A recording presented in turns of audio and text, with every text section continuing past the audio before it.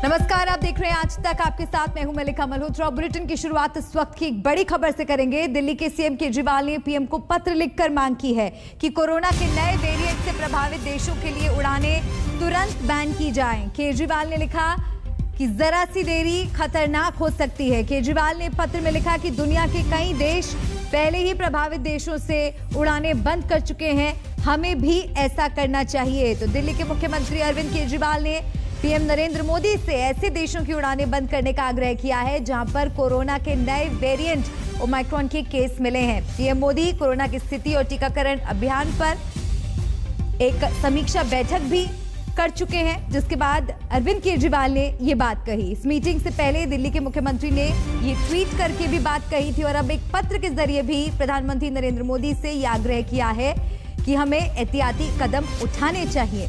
Omicron प्रभावित देशों से उड़ानें बंद हो, ऐसा आग्रह किया है दिल्ली के मुख्यमंत्री अरविंद केजरीवाल ने। उन्होंने कहा कि मैं पीएम से उन देशों की उड़ानें बंद करने की मांग करता हूं, आग्रह करता हूं जो कोरोना के नए वेरिएंट से प्रभावित हैं। हमारा देश बड़ी मुश्किल से कोरोना से उबर सका है। हमें नए वेरिएंट को देश में प्रवेश करने से रोकने के लिए हर संभव प्रयास करने चाहिए।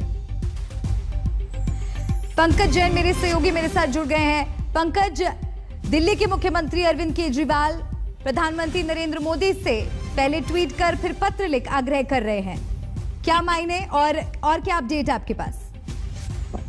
देखिए, साल 2020 में जो हालात बने थे और उसके बाद जो कदम उठाने चाहिए थे उस तरफ दिल्ली के मुख्यमंत्री इशारा कर रहे हैं।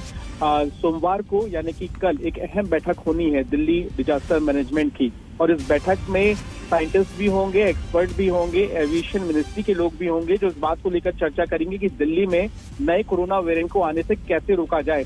तो क्या कुछ फैसले लिए जाएंगे, ये कल साफ हो जाएगा। लेकिन इस बीच मुख्यमंत्री अरविंद केजरीवाल ने सीधे प्रधानमंत्री नरेंद्र मोदी से ये अपील की है कि जो हवाई यात्रा है उस पर रोक लगाई जाए, क्योंकि यहाँ पर ये ध्यान देना बेहद जरूरी है कि जो पहला मामला दिल्ली में आया था वो हवाई यात्रा के जरिए ही आया था मार्च के महीने में। तो इसीलिए ये अपील अब देखना होगा कि किस तरीके से आगे सुनवाई में तब्दील होती है।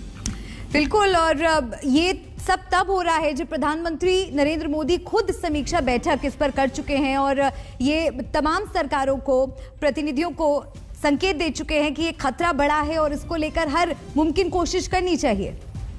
बिल्कुल, अलग अलग राज्यों के जो मुख्यमंत्री हैं वो इस मामले को लेकर गंभीर नजर आ रहे हैं, बैठक भी कर रहे हैं, फैसले भी लिए गए हैं, चाहे वो मध्य प्रदेश हो या फिर दिल्ली में भी कई अहम फैसले लिए जाने हैं। और ऐसी स्थिति में जो भारत सरकार के सेक्रेटरी हैं, चीफ सेक्रेटरी हैं, उन्होंने भी अलग अलग राज्यों के सेक्रेटरी को चिट्ठी लिखी है और कहा है कि तैयार रहिए। तो ऐसी स्थिति में ये बहुत जरूरी हो जाता है कि सख्त कदम उठाए जाएं, क्योंकि दिल्ली में जो हालात कोरोना के देखे हैं और देश भर में जो कोरोना के हालात से उससे निपटना बहुत जरूरी है।